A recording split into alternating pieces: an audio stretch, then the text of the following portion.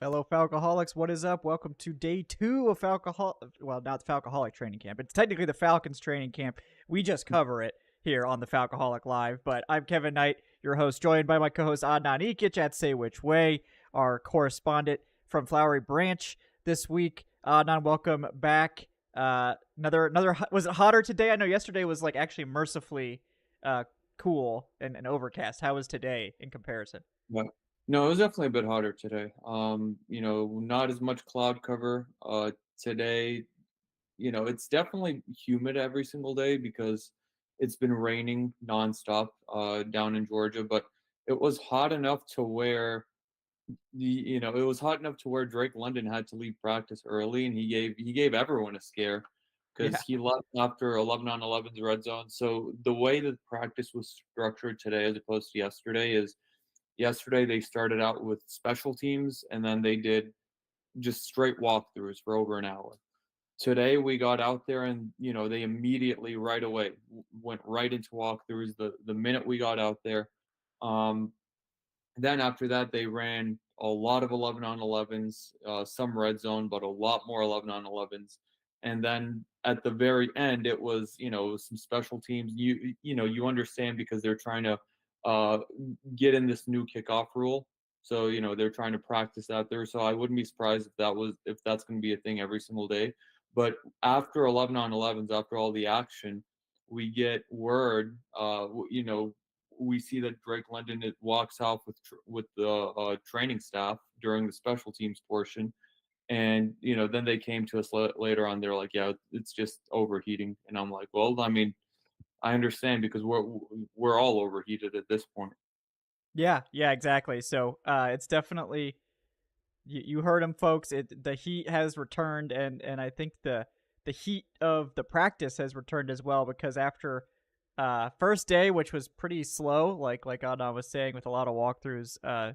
Today's practice sounds like it was mostly teamwork, a lot of red zone stuff, a lot of 11 on 11, aka the stuff that you actually want to see and talk about. So that's great to hear. We're gonna get into all that stuff, bring you all the updates, and yes, the injury update to Drake London, which is that he was just hot. I believe he said, yeah, Derek mentioned in the chat that his Instagram basically he said like, yeah, I'm not wearing long sleeves anymore. I'm done with this. It's like I can wear long sleeve sun shirts, but I'm also not running, up and down the sideline. I'm sure that the media doesn't usually have to run, so I can only imagine wearing long sleeves in that heat. Pretty I, crazy I stuff, but I don't on that note, I don't get it. Like, I don't get why these guys come out in the Georgia heat in July. Like, I saw Darnell Mooney yesterday in his hoodie. I don't understand it. Like, I don't know if it's a fashion statement, but it's not worth it. Like, it's definitely like we're out there in short sleeves and shorts, all the media people, and it's already hot enough. Like, I can't yeah. imagine like, putting yourself. It's already hard enough being a football player. Now it's just like you're just doing it on hard mode at that point. Yeah. Yeah, no, don't recommend that. That's for sure. But guys, we were going to get into this day 2 of Falcons training camp practice in detail here in just a second. Real quick, want to bring you guys a word from our sponsor, Bet Online. Folks, Bet Online is the world's most trusted betting platform and your number one source for everything online sports betting. And right now, they're running a promotion with Believe where you can receive a 50% free bet of up to $250 on your first deposit to bet on anything that includes the Olympics, which is starting today. So exciting stuff there on the international sports front. Also, we've got baseball going on. Formula One racing is a recent addition.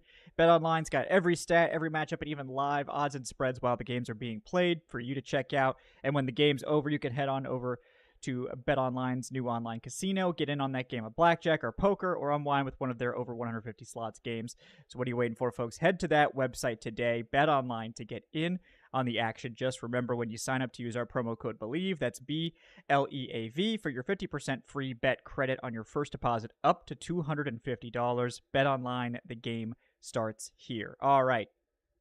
Don, let's get into it. I obviously you were there, so I want to let you take the lead on what you want to talk about first. I can probably guess, what it will be, but why don't you take us away?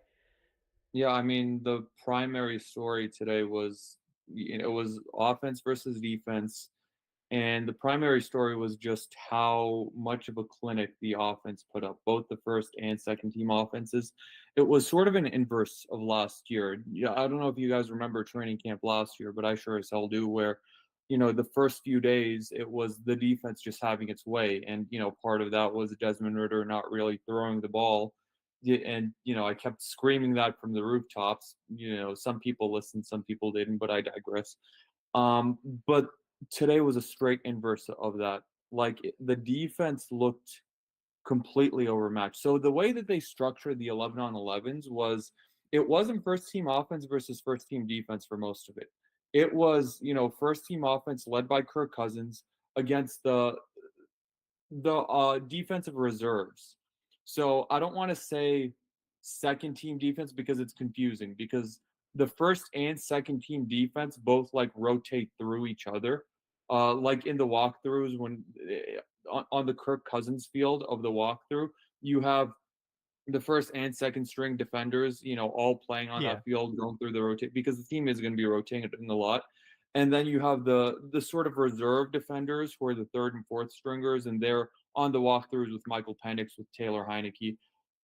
So today it was those reserve defenders against the Falcons offense.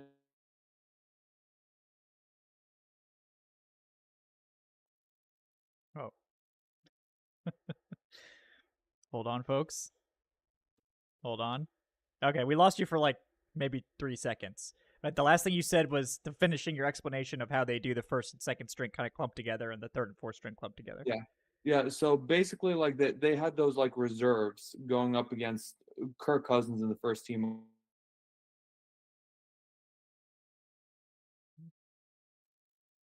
On.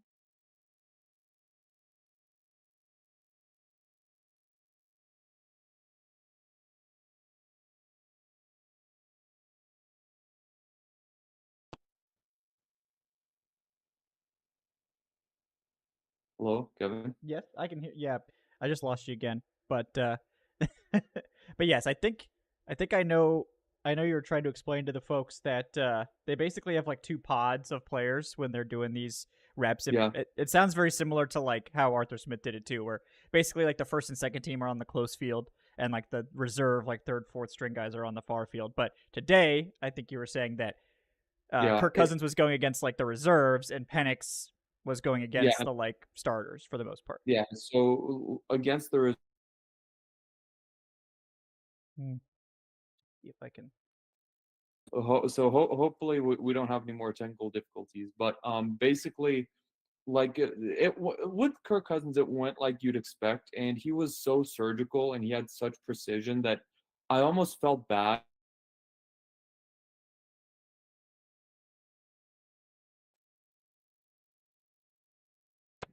By the way, Kevin, if you ever like stop like moving around, I'm gonna think that like I'm frozen Yeah, again. So it's like going in and just out. Just try like turning off your video for a minute, and we'll see if it's a bandwidth issue. yeah. And then we'll See. just see if that we can turn it back on in a little bit. But yeah, go ahead. All right. Can you hear me? Let me know if you stop being able to hear me. I mean, Okay. if you stop being able to hear me and like you freeze, then I'm not going to really, be able Yeah. to know that either way. Yeah. But yeah, it may be a signal issue. So I'm down video, and I'll try to put my video back a little later. We'll try again in like 5-10 minutes. But yeah. Yeah. But basically, like Kirk Cousins absolutely like diced up the defense. He went 10 for 10 against those backups. And it looked like he just knew it looked like he was playing Madden, but on rookie mode, where you just go out there and you just like sort of just have fun with it. Not that any of us like play on rookie mode, but that's just the metaphor here. But I mean, like he knew exactly where his wide receivers were going to be at all times. Kyle Pitts was finding the soft spot of the zone. Drake London had a couple of nice catches. Darnell Mooney was his favorite target overall. He had a really nice catch against Mike Hughes where he sort of out muscled him.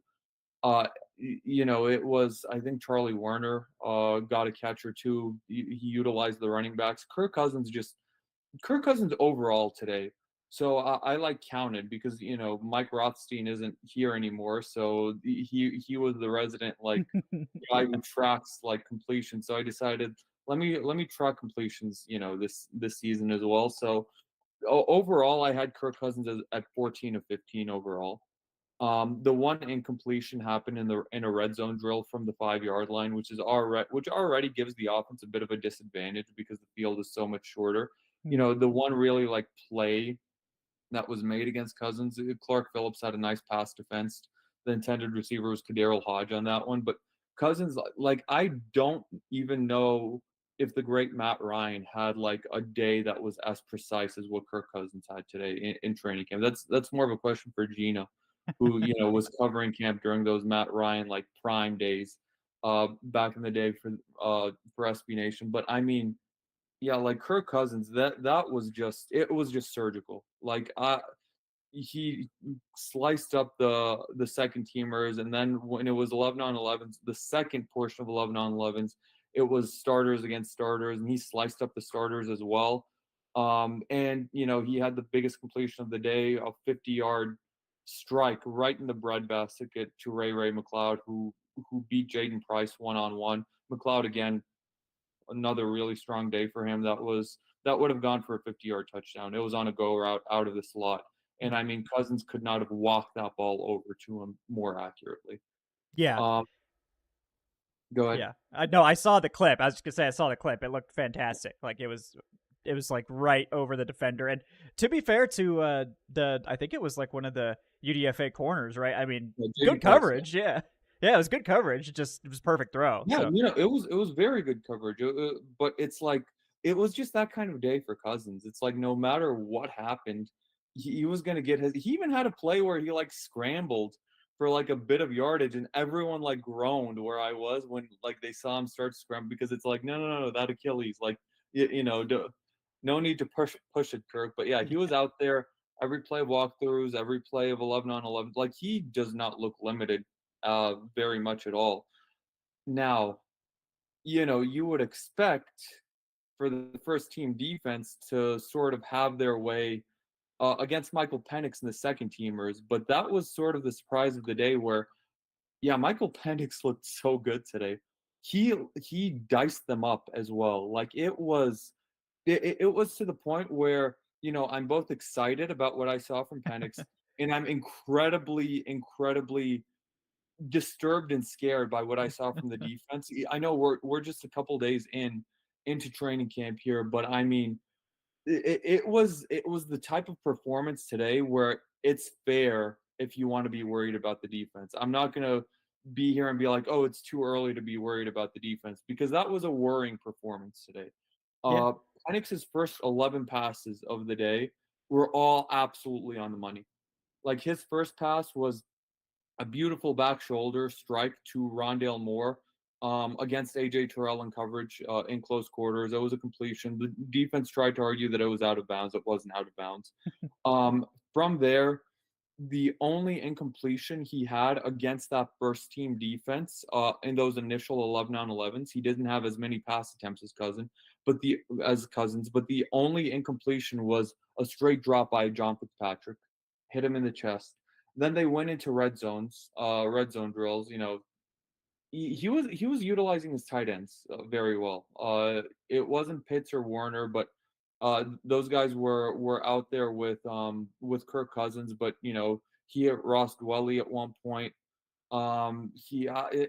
It's escaping my name. Oh, Stogner, Austin Stogner. Yes, Stogner, Austin Stogner. He hit Stogner a couple of times. He was utilizing his running backs. Rondale Moore was his wide receiver one because Moore is playing with the twos. But I mean, he was also sort of spreading the ball around a little bit. But he was making the right reads. He was incredibly aggressive. He was forcing the issue. In red zone drills, his only incompletion was again in straight drop by John Fitzpatrick. Very rough day for Fitzpatrick. Real day to forget. Then on the last sequence of 11 on 11s, I wrote this up in my news and notes, which just published up by the way. Check Yeah, check it that out, out guys. Yep. after the show. If you want a Yeah, reading guide while you're viewing, you could pull up the notes, and yeah, follow along. Yeah. yeah, anything it takes to get us those clicks. Please But I click. mean, Yeah. he went 1 for 4 in his last sequence of 11s. His last 2 passes were the only ones that were sort of like bad off target. But before that, he had his best pass of the day, and maybe the best pass overall outside of that strike to Ray McLeod from Cousins was he hit Rondale Moore down the sideline in between two defenders for a deep shot. Rondale Moore could not haul it in. That's a catch where if you see it in a real game, you're like, all right, like the wide receiver really needs to come down with that. It wasn't like the easiest catch, but Rondale Moore really needs to come down with that. It was a perfect pass.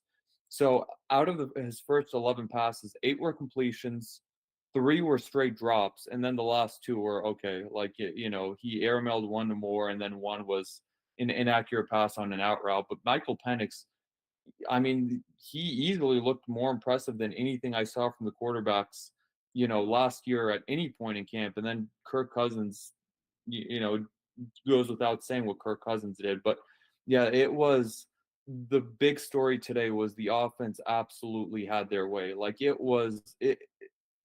like they whooped the defense's ass. Like for for all intents and purposes, like it was unbelievable. It looked like they were playing a video game on easy mode out there, both the first and second team offenses. The only real bright spots on defense was on the first team defense, it was the interior pass rush. They were getting some pressure. David Onyemata and Taquan Graham. It was a very light day for Grady Jarrett, but Taquan Graham recovered a botched snap. He got a sack later on. David Onyemata was doing what he was doing, but outside of those guys, like the secondary was absolutely getting diced up. Yeah.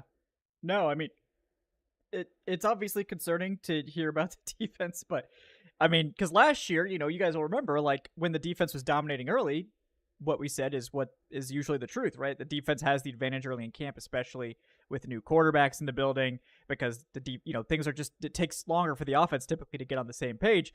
The same thing is true, like if the defense is not doing well early, that it either means the offense is really, really good and are kind of further ahead than you'd think, or it means that the defense has some issues. Now, the defense is going through another scheme change. Last year, they were also going through a scheme change. I believe it's like two or three seasons of scheme changes at this stage for the Falcons defense, which is never great, but it's going back to more similar to what Dean Pease was running. It's definitely different than that, but it's more similar to that. So, we're just going to need him to step up, obviously. And the defense always has a disadvantage when there's no pads, too. I think they're trying to discourage contact as much as possible. But, I mean, you said it. Like, it felt like we, as much as we were trying to put into context last year, like early in camp, like, okay, it's okay if the offense takes a few days to get on the same page. It's all right. Like, don't worry. Like, it kind of is refreshing to be like, no, we don't have to like couch every criticism of the offense and like, well, it's still early, they can get better. It's nice to see the offense start out of the gates hot, because I feel like we really haven't seen that happen in, I don't know, 3+ years. Maybe the first year Arthur Smith was here with Matt Ryan, it was like that. But other than that, I mean, this is the best. It sounds like the best that we've seen from the offense in training camp in at least a full year, if not more. So, I mean, like you said, there was never really a day that I felt the offense dominated the defense last year in training camp. And it sounds like we've got one of those days in the first 2 days. So, I'm not exactly sure what that means long term for either side, but it seems it's nice. It's a nice thing to have, because, like you said, last year it felt like we were like sort of reaching for nice things to say about the offense to make it seem like we weren't total haters. I mean, everyone knows you're the biggest Falcons hater. I know you're trying to challenge. Yeah, I was yeah, justified. you were. I mean, in hindsight, yes, certainly. But they tried to kill me on that hill, but I survived. I Yep. did not die on that hill. I lived and prospered on that hill. Yeah, it's like that meme with the guy in the hospital bed. I lived, bitch. So They tried to kill me. They couldn't. yeah, they couldn't keep him down. The haters, they couldn't. I don't know.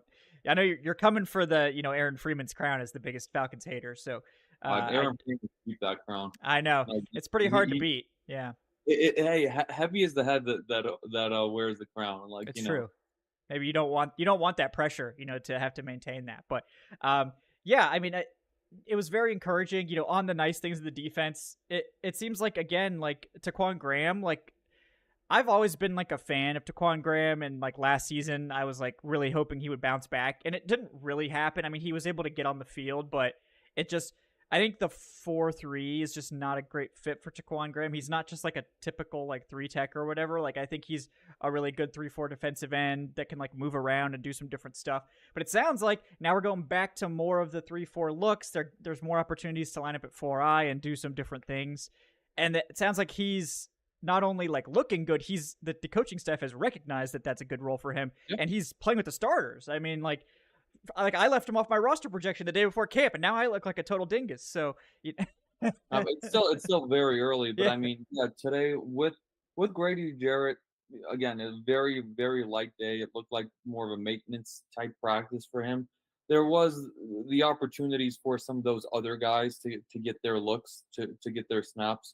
Taquan Graham it looks like he is the main guy other than Anyamata and Grady Jarrett along the interior right now, at least in the early going. And yeah, he justified it today. Like I said, he had a red zone sack against Penix. Recovered a fumble, which you know I want to say I can't be fully certain if that was on Penix or if it was on Ryan Newsel. It looked like it may have been Penix's fault, but it was one of those like under center like snaps, and it's just like hard to see. But yeah, like some other guys, I saw a bit more of LaCale London today than I did yesterday. That probably is one of the outcomes of Grady Jarrett not getting as many snaps. Zach Harrison's another guy. I saw him a little bit in walkthroughs yesterday, but not enough to where it was even sort of worth a mention in the article or in the show. But today he got some extra looks as opposed to yesterday, and it was really interesting. I saw them lining him up when they were in that 4-3 look. He was lining up on the interior. He was lining up at that defensive tackle position next to Eddie Goldman. Yes, Eddie Goldman is out there. Eddie He's Goldman looks still like there. Yeah. Yeah. like Yeah. Eddie Goldman looks like he's serious this year. Like Okay. I'm here like, for it. Yeah. yeah, he slimmed down, and Eddie Goldman's consistently out there getting those like second team looks with Rook, mostly next to Rook. But like I said, it's one of those where he's like clearly the second team player, and the reason why I'm seeing him more is because, like I said, first and second team is rotating in those walkthroughs on the Kirk Cousins field. I can't see, admittedly, I cannot see as much on the other field Mhm. where Michael Penix and presumably Taylor Heineke are taking their snaps. But yeah, like I saw some Zach Harrison playing interior on the 4-3, and then I saw him on as a 3-4 defensive end for a couple of looks. Rook was out there getting some snaps as well. So there are guys who it's a heavy rotation. I don't even want to, other than Grady and Anyamata, when it comes to those like pass rushers, for example, and you know, we know about Arnold Ebiketie. James Smith Williams again was getting some burn. That's a guy who was a surprising name yesterday. I don't even want to sort of say this guy's a starter and this guy's a backup just because they're rotating those pass rushers so heavily at this point, and I'm pretty sure that's what they're going to do in the regular season as well. I've seen some Braylon Trice out there. Lorenzo Carter is the first outside linebacker in that 3-4.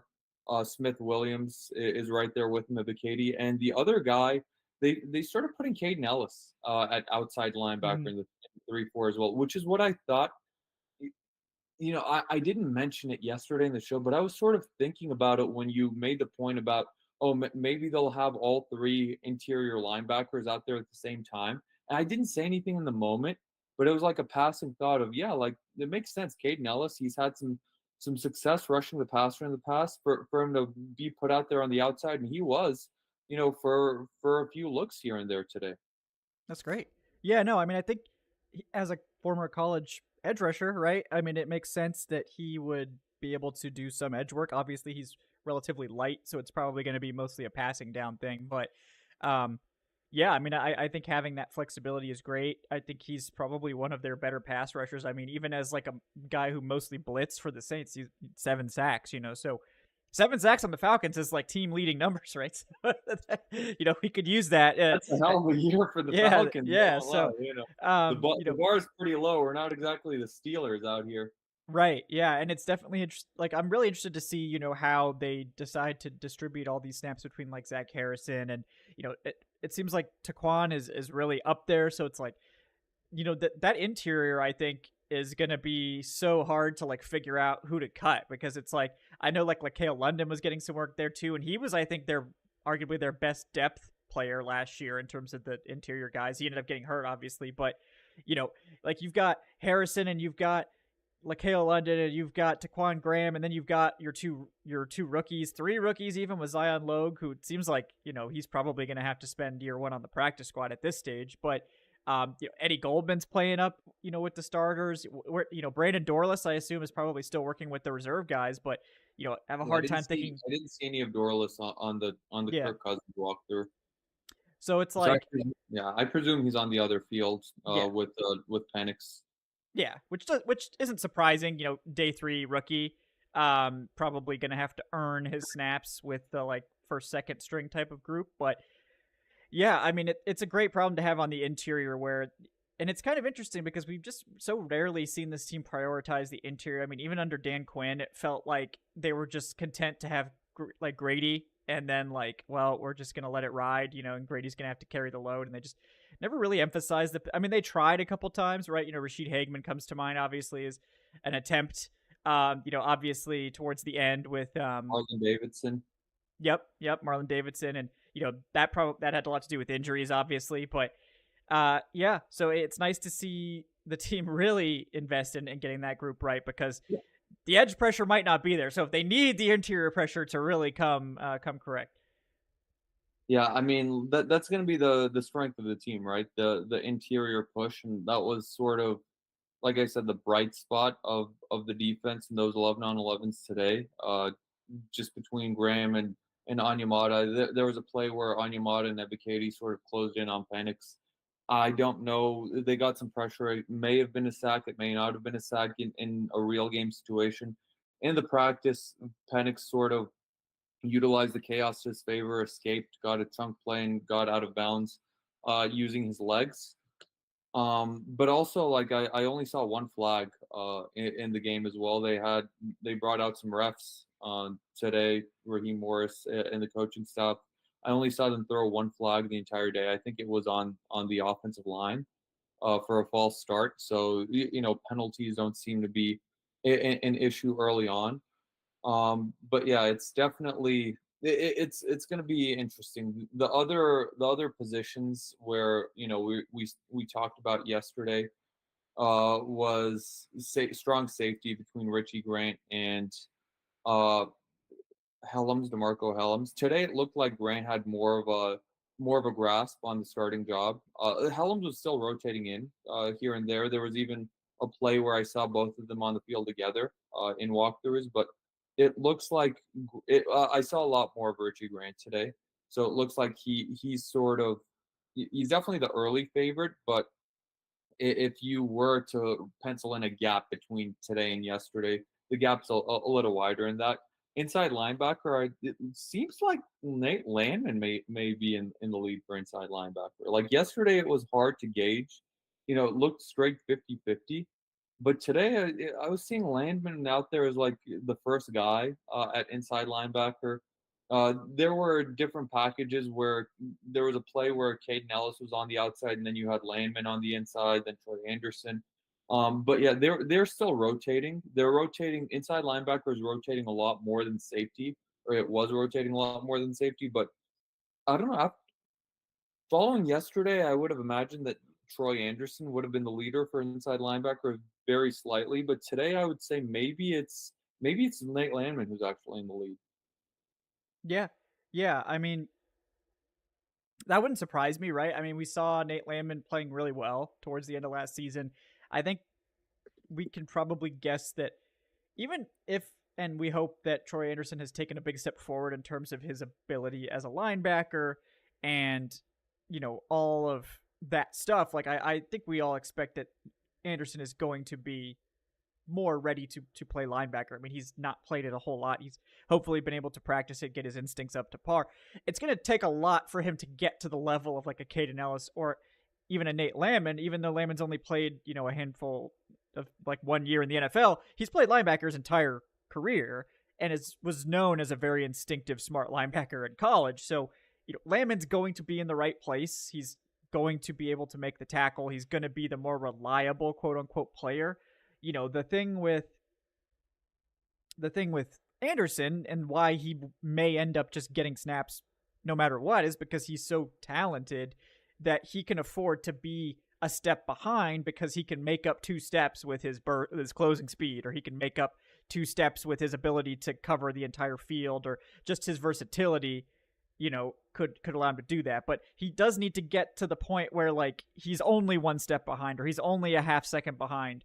Because if he's 2 steps behind, there's no amount of athleticism that can make up for that, right? You still have to be heading in the right place. You still have to kind of have an understanding. And obviously, you can't be trusted to be the Mike linebacker if you don't know the defensive calls, if you're not familiar with all that stuff. We have no reason to believe that he can't do that at this point. It's day 2 of camp. But it also wouldn't shock anyone, I think, for Nate Landman to win the job just because we know he's done it for half a season at a high level like we saw it. And we still yet to see that level of consistency from Troy. It's a new coaching staff too, right? Like I would say if this was, Dean Pease and the regime that drafted Troy Anderson here, it would be like, okay, he was a second rounder. Yeah, he's probably going to win this battle just by virtue of that. But it's a sure Terry Fontenot is still there as the GM who drafted Troy Anderson the second. But I mean, Terry Fontenot doesn't decide the depth chart. The coaches do, and this coaching staff did not make those picks. So I think that they're sort of, detached from that, sort of burden that coaches will deny. Of course, every coach will say, "Oh, it doesn't matter like where he was drafted. We're going to play the best guy," but it matters. It absolutely matters. But yeah, like this coaching staff is detached from either Nate Landman or Troy Anderson when it comes to the draft, and it's. I feel like this is literally going to be best man wins. It's going to be as much of a meritocracy as possible. Yeah, yeah. And that's what you want, right? You want the best players to play no matter what. And I hope that is the case. And we've gotten no reason to not believe that is going to be the case in Atlanta this year. And we got a long way to go before we find out. We still got another week at least of training camp sessions. Then we got the whole entire preseason as well. So we're gonna have a lot more opportunity to see these guys and see how they grow over the remainder of training camp and other things too. So I mean that's one of the most exciting things about this is to watch guys really take the next step and basically learn who is stepping up and who is taking that next step. And I think one thing I wanted to mention again was like with Penix, I know people were getting like a little bit concerned about Penix because he was not having like a just outstanding OTA mini camp. I think people were like, oh, he was a little shaky. There were some overthrows. There was this, there was that. And I think we were like, okay, just relax about that. Like I wouldn't really put any thought into that.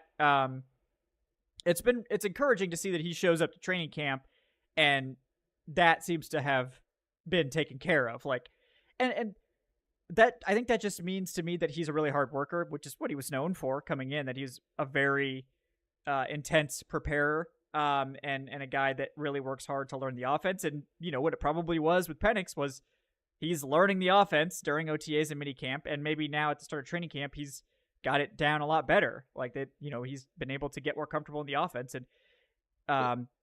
Throwing with anticipation and stuff like that is important in this offense. And Penix talked about like he was made available in post-practice,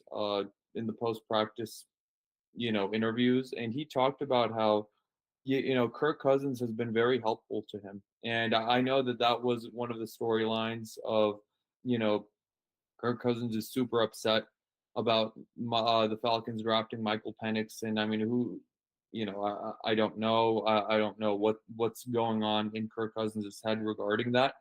But I mean, we knew like we knew that Kirk Cousins was going to be a consummate professional about it, and it seems like he's absolutely helping Michael Penix as much as he can. They're roommates together. Apparently, according to Kyle Pitts, they both go to bed at the same time, which is 9:30 p.m. So they're both incredibly. Yeah, that feels like such a Kirk Cousins thing, right? Like I'm not shocked at all that Kirk Cousins goes to bed at 9:30. Sometimes even earlier, according to Kyle Pitts. Penix says he goes to bed 9:30, wakes up at 5:30 every morning. Um, there was a funny moment one of the media members, exclaimed, he gasped, he like, well, like, isn't like Michael Penix too young to be going to bed that early? And Kyle Pitts responded, and he's like, yeah, he's older than I am. Which is a reminder, right? Like I know Kyle Pitts is going into year 3, but he was drafted as a 21-year-old. Like Yeah. Kyle Pitts is still incredibly young, whereas Penix is one of the older rookies. So that's one of those things where you sort of pause and you're like, oh, right.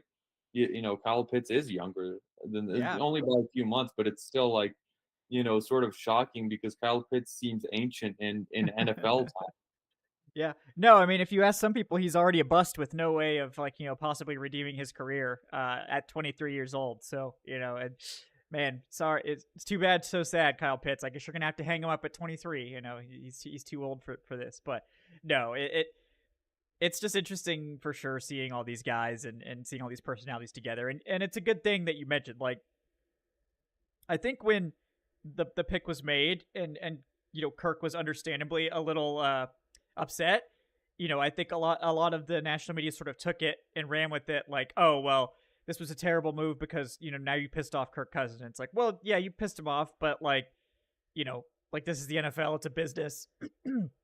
And Kirk Cousins is just a nice guy. Like I don't think he can like be mean to like his teammates. Like I feel like he's one of those people that just like he could be like frustrated, but then like his like drive to be like nice just would overpower any frustrations he had. And that's kind of what it was. Like as soon as they met and like he called Penix and all this stuff, there's also no reason for him to be mad at Penix because like Penix didn't demand that the Falcons draft him. Like if he should be mad at someone, it should be at the team for doing it. But like being mad at Penix would kind of be illogical. I mean, obviously it happens, right? When we've seen guys get mad at their successors before, but I think this is one of the reasons that they went after Cousins in the first place is because they knew that he would be able to handle having a young quarterback in the room with him and would be happy to tutor him and teach him and that sort of thing and just not breed all this drama. And I think it's exactly what we've seen. I mean, you look around the NFL, all the drama that's brewing with several teams and all this, and there's none of it in Atlanta. And part of that has to do, obviously, with a new coaching staff coming in and all this stuff. Like, there's, no long-standing, grievances, I guess, with this coaching staff, with these players, because this is the first year that many of them are here. But, yeah, glad to hear that they're getting along and that, hopefully that Mike Penix can pick up some good, good habits from Cousins, right? Some good preparation tendencies. Maybe learn how to use a pen and paper notebook. Yeah, Apparently, I mean, yeah, yeah. he says that Penix says that he uses the iPad. Kirk Cousins has pen and paper, and he says Kirk Cousins writes very small because he tries to peek over at his notes sometimes. Um, He's like, I can't read that. He knows he's that's the drama. He doesn't want Michael Penix to be able to read his notes. That's why he writes so small. So, no, Yeah. The other thing, like Penix is clearly the quarterback too. Like yeah, there was mention yesterday from Raheem Morris in his opening pre-practice press conference. He said that second team reps will be split by Heineke and Michael Penix. Maybe he meant like in some of those walkthroughs that I'm not able to see because it's on the far field. But yeah, Taylor Heineke did not take a single snap in 11 on 11s. He did not take a single snap in red zone. The only throws Heineke made were in those like passing drills against air. But yeah, it's far and away. Michael Penix is far and away the quarterback too, and I guess Heineke's the most expensive quarterback 3 in the league right now. yeah, and it doesn't surprise me. Like, I mean, basically the team was in a situation where they could like cut Heineke and pay him, more than what he's making right now, or convince him to take a pay cut in exchange for basically guaranteeing what he's making right now. And that's what they did. So I know some people are like, oh, well, if Penix is quarterback too, they should cut Taylor Heinicke. There's not really any real financial incentive to cut Taylor Heinicke. I think they would save like less than $1 million, and they would have like 3 or 4 million in dead cap. So there's no point to doing it. I think this is the quarterback room. I think Heinicke's going to be here as their third string quarterback and their guy they can lean on if in the extremely dark timeline where we have to go to our quarterback 3. Like when most teams go to their quarterback 3, they're chalking it up as an L. They're like, yeah, there's no way we're winning this game. This is not happening. With Taylor Heinicke, I think there's a chance you still win that game. And it's not like this remote chance, like, oh, maybe we secretly have early season Josh Dobbs here, and like he can just pull out some wins like magically. It's like, well, Taylor Heinicke he's won games before. Obviously, he didn't do well last year in Atlanta under Arthur Smith, but nobody looked good last year under Arthur Smith, not even the run game. So I think we should probably give him a reset on that. And I think the coaching staff here sort of feels that way too. So I'm happy with Taylor Heinicke as the quarterback 3. I think maybe more teams should invest in that quarterback 3. And at the very least, Adnan, maybe that'll mean we win all these preseason games because we are going to see Michael Penix probably for the first half and Taylor Heinicke for the second half. And if Taylor Heinicke doesn't carve up some third and fourth stringers, then I don't know what we're doing here. So. Yeah, I mean, it should be fun in preseason, even though Kirk Cousins sort of spilled the beans that he won't. But I wouldn't tell Kirk Cousins any secrets. Yeah, it's like come on, dude. I'm happy to know the information, but I'm sure the coaching staff's like, dude, what the fuck? Like, yeah, again? what are you doing? Yeah, can you not? Yeah, yeah, he can't. Yeah. It should be. I will give it the Michael Penix pick. I was a very vocal critic about it. I will say it will make for a very fun preseason. Yes, we'll have something exciting to talk about in preseason, and hope. I mean, if he continues on his pace in training camp, we're gonna people are gonna be changing their tune real quick. And look, it's the best case scenario if both Kirk Cousins and Michael Penix are really good, because that hopefully means this team has their quarterback situation figured out for the next 3 to 5 years at bare minimum, which would be just a wonderful change from the past 3 years of having no direction whatsoever after Matt Ryan. So, or having really bad directions if there was direction. So, definitely excited to see that and continue to see these guys grow and improve. But another guy I want to talk about that you mentioned, Darnell Mooney, like it seemed like he was kind of really coming on today. I know Ray McLeod had probably like the most impressive single play, but I think Darnell Mooney was really coming on and getting some targets today. So I was curious what you were able to see from him. Yeah, I mean, it started out slow for Darnell Mooney. Like, it was at the start of those 11s, it's, Drake London, Bijan Robinson catch, Kyle Pitts catch. And then Kirk Cousins started to pepper Mooney a little bit, as much as possible, given how much he was distributing the ball. And again, I think that just comes with being a veteran of he's giving everyone a chance in training camp. Whereas I feel like some of the younger guys normally lock onto a target, but apparently not Michael Penix because he was also like moving the ball around. Although in fairness, he doesn't really have a guy that's really worthy of being locked on to with those backups. But yeah, Darnell Mooney, like he is very clearly going to get a lot of snaps this year. The team paid him $13 million a year. It's another signing where I sort of looked at it and I'm like, we'll see. We'll see about it. But we go back to the Rams philosophy, right? Like we will see a lot of Drake London. We'll see a lot of Darnell Mooney. We may see some of that wide receiver 3, which right now is Ray McLeod. We'll see a lot of Kyle Pitts. But, so far those walkthroughs have justified that a little bit because we're seeing a lot of Drake London and Darnell Mooney, like a lot, and Kyle Pitts. Like those guys are out there damn near every single time with Kirk Cousins. So, he's someone where you paid him and he's going to be, I feel like he'll be a nice sleeper in fantasy football, in my opinion. Yeah. Like one of those guys who you can get practically for free because he's going to be on the field a lot. And, all the targets can't go to London and Kyle Pitts. But, yeah, he had a really nice catch against Mike Hughes, who, Hughes also is the cornerback too still. today, like a Yep. lot of cornerback 2 reps. But yeah, so far so good for Darnell Mooney. He caught the most receptions from Kirk Cousins. I wasn't really tracking receptions like that, uh, or I wasn't tracking like the number of receptions, but the new ESPN reporter Mike Raimondi, he tallied Darnell Mooney as having 5 catches, and no one else is having more than 2.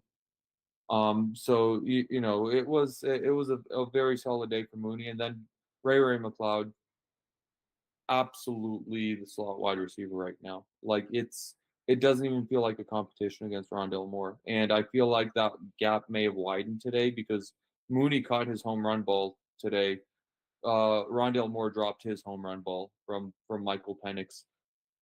Mooney, or excuse me, McLeod, Ray McLeod, he was also the second wide receiver to catch passes from Kirk Cousins every single time in those passing drills. And Kevin, you know from covering training camp, it's always the guys, the sort of most important guys on the hierarchy are the first ones to catch those passes. Every Yep. time it was Drake London who would catch the first pass. This is those routes against air. And every single time it was Ray McLeod who was the second wide receiver to catch passes. He also exclusively only caught passes from Kirk Cousins. So that tells me that right now Ray McLeod feels solidified as a slot wide receiver. We'll see if things change moving forward, but yeah, it doesn't even feel like a competition against Rondell Moore.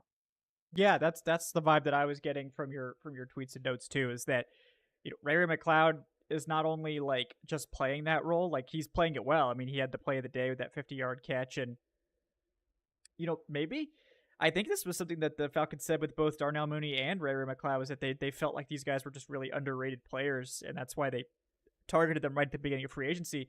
And maybe we didn't pay enough attention to the fact that they targeted Ray McLeod right at the beginning of free agency as like a core piece, like a starting receiver in this offense, and also that they didn't really draft a primary wide receiver to factor in those 3 receiver sets, maybe because they like Ray McLeod so much. And, a lot of that might have to do with, I think Ike Hilliard coached Ray McLeod in Pittsburgh for several years. So I'm sure that had something to do with their connection and him coming here. But yeah, I mean, it seems like the wide receiver core, I know some people were a little bit concerned, like after London and Mooney, that like we just didn't really have a good number 3. And hopefully that will be sort of solved by Ray McLeod. I know a lot of people hoped that it would be Rondale Moore, but maybe Rondale Moore is going to be more of a gadget player for this offense, and that's fine too. I don't think there's any problem with that. He's definitely got a very unique skill set as one of the most athletic receivers in the NFL. But I think Ray is just a really well-rounded player. We've seen him play slot before. He's obviously a great returner, which means that he has very good field vision, very sure-handed, physical. He's wearing 34. He's wearing a running back number on. So it's a little interesting. Definitely a little bit of an interesting like number vibe there from him. But yeah, it kind of unexpected how much of a hold he seems to have on that wide receiver 3 battle, but honestly not something that I'm upset at all about, because I if he's playing well, more power to him. Like, we want the best guys out there, and if that's Ray, then let's go for it. And I love saying his name too, so I would love to continue saying it every week. I mean, So we know his prowess as a returner in San Francisco and Pittsburgh, and again, he was the first person out there in kick returns. Him and Avery Williams together. Just a note. The next set of guys were Mike Hughes and Rondell Moore as those like second string returners. So that seems to be your kick returner like rotation. I think D. Alford was out there with the third stringers, but I'm not gonna lie, I was sort of trying to focus on my phone not overheating at that point. So no disrespect to the third string special teamers, but I wasn't paying attention that much at that point because I think I fired off like 100 tweets today. Like it was just it got to the point where my Twitter was literally like I was typing it out and it was taking a second for the words to like type out, and I'm like, no, this is not the time to like for you to go down.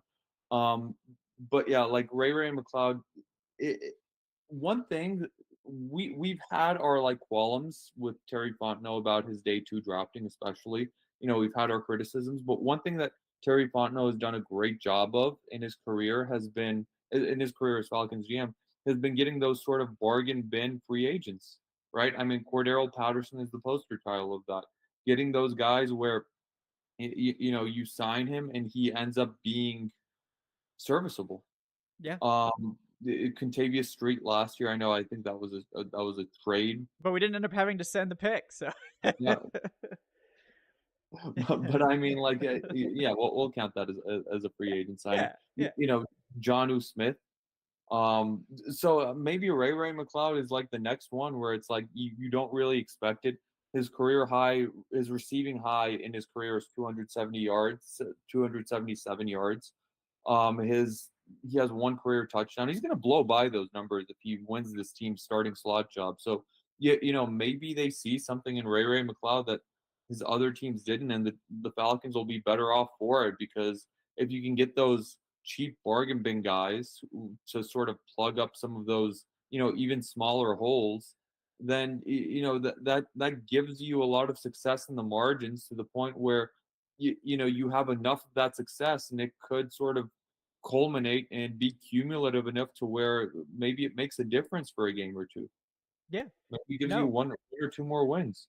yeah, no. I mean, it's a great problem to have. I mean, yeah. I mean, it's in terms of the returners. I mean, like it's great to see Avery Williams back out there. I think it might have been even earlier than this last year that we lost Avery Williams for the whole season. Yeah, And it was just like, yeah, it was in summer. It was like yeah, pre-training camp. yeah. I think it was even before camp, right? So it was just like, oh, great. Like we were. So they've definitely, I think, made a point of getting some extra guys in case there are issues, and getting Ray in here too. So you have two really good return options.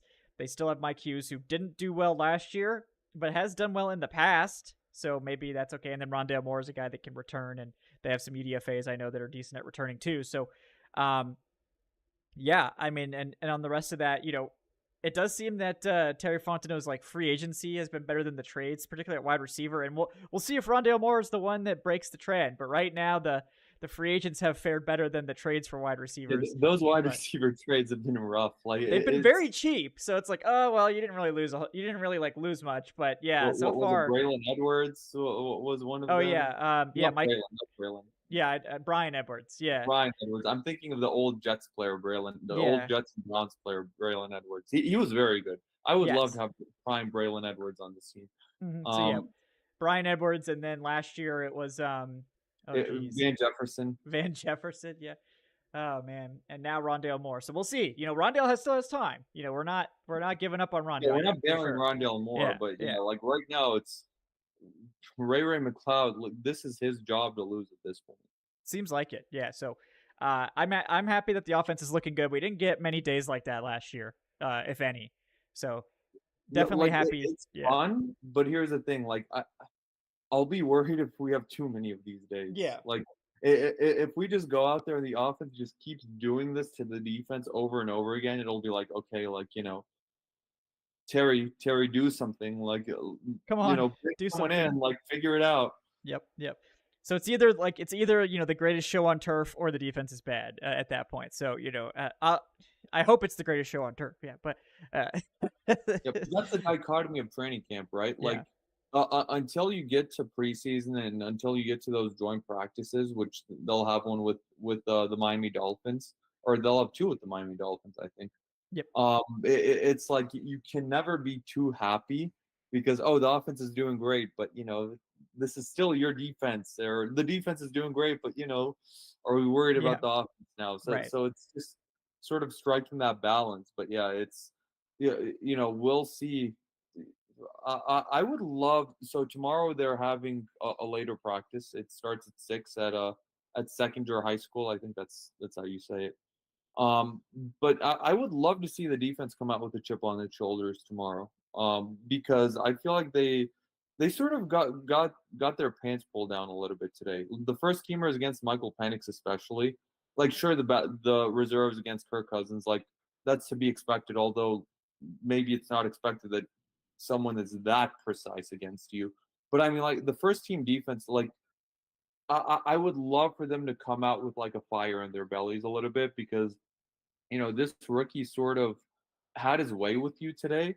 And now it's like, all right, what are you made of? Like, let's see you bounce back. Like, I'm really looking forward to seeing what the defense does tomorrow night. Yeah, me too. I think that they will. I think they're gonna bounce back and we'll have some more back and forth. But yeah, last year it seemed like the defense was just dominating every day, and it's like, oh, maybe the defense is good. And to their credit, like they were better than we expected. So there was something to that. So we'll see if the offense dominates. Maybe that means the offense will be really good. Hopefully it won't mean the defense is garbage. But we got a ways to go before we figure that one out. But Adnan, thank you so much for all the hands-on intel. Adnan's going to be back in action tomorrow night, getting that intel from the open to the public practice, by the way, guys. So if you're in Atlanta and you want to go, I believe you can. I don't know if you have to request tickets. I know it's free, but you can check that out if you're in town. So you can get a good look at the Falcons in person. There's only 2 open practices this year, which is kind of a bummer, but that is an option. That is one of them. So definitely check that out. We're not going to do a show tomorrow night because, like Adnan said, the practice doesn't even start until 6. So by the time it's over, Adnan's able to collect his notes and all that stuff. We'd probably be going live at like 10 o'clock at night, and we're just not going to do that to you guys. But we will try to probably have another show like Sunday-ish, but we'll let you guys know on the socials and on the site when we're going to be doing that. But yeah, no, yeah. Just a note: don't expect any pads tomorrow or Sunday. From what I heard today, I think per the CBA, and I don't think this is official, but from what I heard, it's you need a day off before you can practice in pads. So there's a day off Monday, so I would expect Tuesday, Wednesday to be those padded practices. Yeah, it seems like Tuesday is what they were targeting based on what I was hearing too. So don't expect pads this weekend. Maybe next week though we could see the pads come on. I know we're all excited to see that for sure. Yeah, guys, like, subscribe if you haven't done so already. We really appreciate everyone for joining us tonight for our second day of Falcons training camp coverage. Please check out the Patreon, patreon.com/Falcoholic Live. I know Ray's wondering when the fantasy starting. I'm going to make a post next week, getting the fantasy stuff together, getting a poll or getting a form going, seeing who all wants to play. And if you want to play fantasy as well, join up on the Patreon, join up on the YouTube channel memberships. And yeah, I know we'll probably run 2 to 3 leagues again this year, depending on how many of you are interested. All tiers have access, so just join up and we will communicate more to you there. But yeah, Ray, we'll get the leagues going over the next few weeks, and then I think the draft will probably be, around the 3rd preseason game-ish time. And we'll go from there. But yeah, thanks to everyone for joining us. Thanks to all the usuals. Appreciate the shout out from Jonathan coming in from England. Appreciate you watching. Really, really enjoy having all the fans from across the pond it's here. Midnight in England. Right I know. Some hardcore folks. What's up, Blake? What's up, Brandon, everybody? Yeah, shout out to all the regulars, Corey Carter, Ray Moon, Brandon Bass, Garrick, Blake. But yeah, people really need their their midnight training camp, takes apparently. But yeah. I love our international fans. I love our English fans especially. You guys rock. Yeah, thanks guys so much for joining us. Like I said, no show tomorrow, but probably another one Sunday after practice, so stay tuned for that. Thanks for watching. Like, subscribe, leave that 5-star review on your podcast platform of choice. Thanks for tuning in to the Falcoholic Live. Check out thefalcoholic.com for that written content. Adnan's got notes up there, and I know Gina posted some notes today as well from her observations. Continue to have that written stuff up for you guys on the site. And yeah, thanks again for watching. I'm Kevin Knight at Falcoholic. Kevin, he is Adnan Ikic at Say Which Way. We'll be talking to you guys with more training camp updates real soon. Until then, enjoy your Friday night, folks. We'll see you next time. Have a great night.